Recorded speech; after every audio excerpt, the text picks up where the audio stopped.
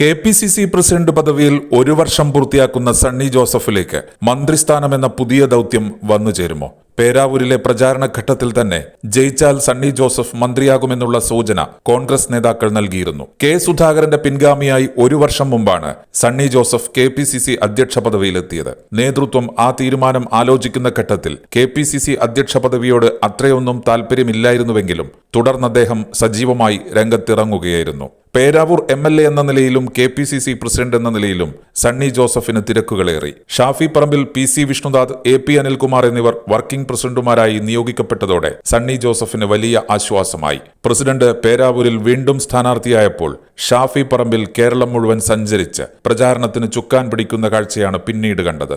സണ്ണി ജോസഫ് 4ാമതും പേരാവൂർ പിടിച്ചു, അതും വലിയ ഭൂരിപക്ഷത്തിൽ. മുഖ്യമന്ത്രി സ്ഥാനം സംബന്ധിച്ച ചർച്ചകൾ സജീവമായ ഘട്ടത്തിലും വാർത്തകൾ പരന്നു. സണ്ണി മന്ത്രിയാകും, ബെന്നി ബെഹനാൻ പകരം KPCC പ്രസിഡന്റുമാകും. സണ്ണി ജോസഫിന് മന്ത്രി പദവി ലഭിച്ചാൽ പേരാവൂരിന് ലഭിക്കുന്ന 2ാമത്തെ മന്ത്രിയാവും അദ്ദേഹം. മുൻപ് മണ്ഡലത്തെ പ്രതിനിധീകരിച്ച KP നൂറുദ്ദീൻ K കരുണാകരൻ മന്ത്രിസഭയിൽ അംഗമായിരുന്നു.